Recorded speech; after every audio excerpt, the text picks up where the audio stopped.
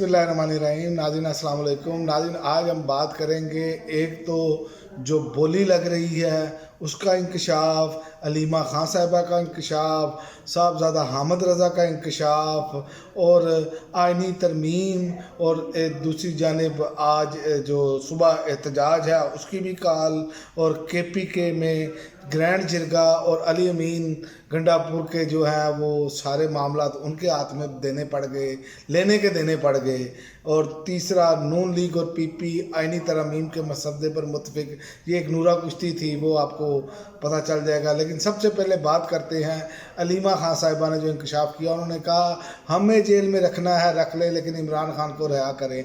और उनकी तमाम बहनें, उनकी जो बहन गिरफ़्तार नहीं भी हैं वो भी कह रही हैं कि इमरान खान के बारे में तशवीशनाक ख़बरें हैं, ये हमें तशवीश है कि ये क्यों नहीं अपना इमरान खान से मुलाकात करवाने दी जा रही। लेकिन ये मैं आपको एक ख़बर देता चलूँ कि इमरान खान को ये ज़्यादा देर तक जेल में नहीं रख पाएंगे।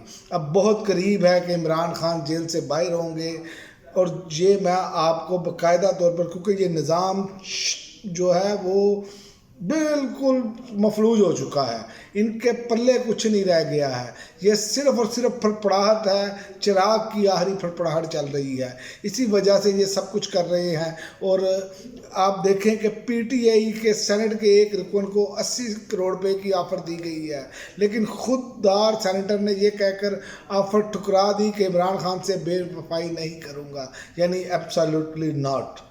इसका मतलब ये है कि इमरान खान का नज़रिया इस टाइम हर जगह पर गूंज रहा है, हर बंदा उस नज़रिए के साथ खड़ा है, और कौम की अक्सरियत, क्या आप 90% जो कह सकते हैं, वो इमरान खान के नज़रिए के साथ खड़ी है। इसलिए इमरान खान को तो तोड़ा नहीं जा सकता, चाहे सेल में बिजली बंद करके रखें, चाहे कुछ भी करें। तशद्दुद की इतलात भी आती हैं, बहुत सारी अफवाहें उड़ रही हैं, लेकिन उसके बावजूद मुझे नहीं लग रहा कि ये निज़ाम अब जो है वो ज़्यादा देर चल पाएगा। ये शंघाई कॉन्फ्रेंस ख़त्म होने की देर है, ये एक अपनी आखिरी कोशिश करेंगे, उस पर मैं बात करता हूँ वो क्या करने जा रहे हैं। लेकिन ये मैं आपको बता दूँ क्योंकि ये भी अब हामिद रज़ा साहब ने इंकशाफ किया है कि मुराद सईद, हमाद अज़हर और मियाँ असलम इकबाल के मुतल्लिक हमारे पास वाज़ेह इतलात हैं कि अगर वो मंजर आम पर आए और गिरफ़्तार हुए तो इन्हें कत्ल कर दिया जाएगा। तो ये बात जो है ये बिल्कुल ठीक है, ये इनका इंकशाफ बिल्कुल ठीक है। मुराद सईद को खुद इमरान खान ने इन लोगों को कहा है, और इमरान खान के पास भी ये इतलात थी, इसीलिए इमरान खान ने इनको मंजर आम पर आने से रोका है। और बहुत सारे लोग इसलिए तरकीद करते हैं कि ताकि ये मंजर आम पर आएँ और ये इसी तरह इनके साथ मामला हो, लेकिन ऐसा रिस्क नहीं लिया जा सकता।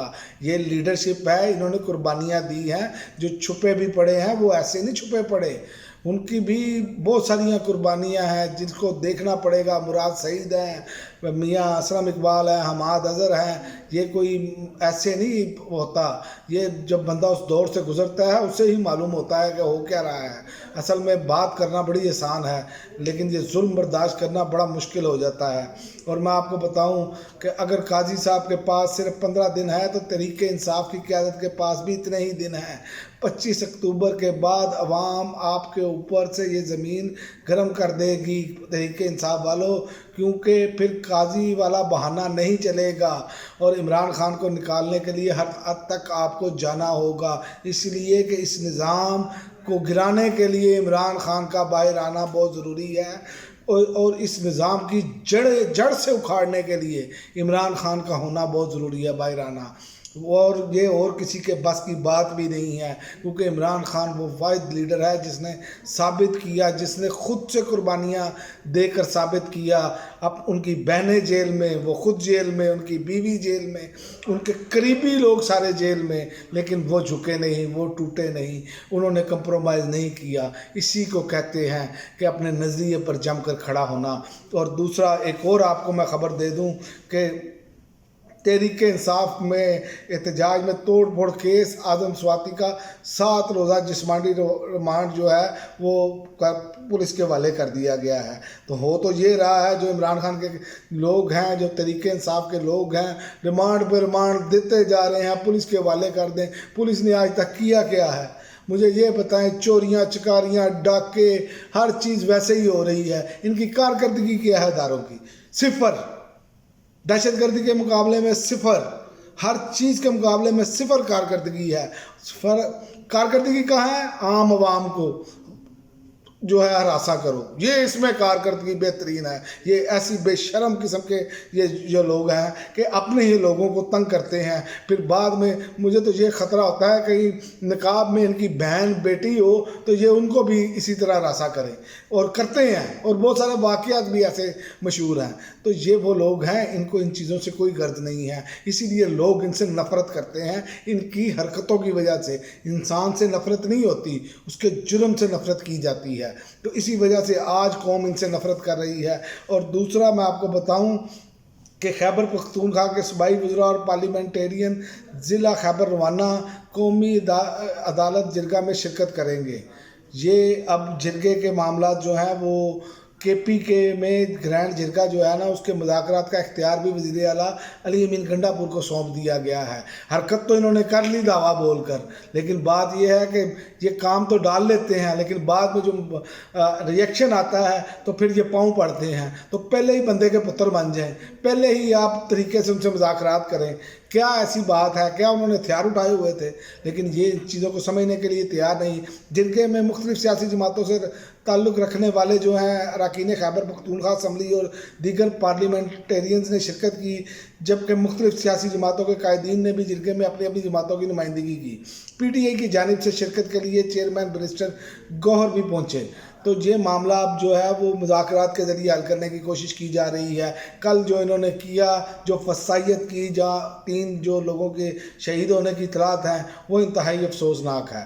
اور آپ کو میں بتاؤں کہ احتجاج جو ہے وہ صبح ہو رہا ہے. احتجاج سائیوال اور ملتان میں ہوگا.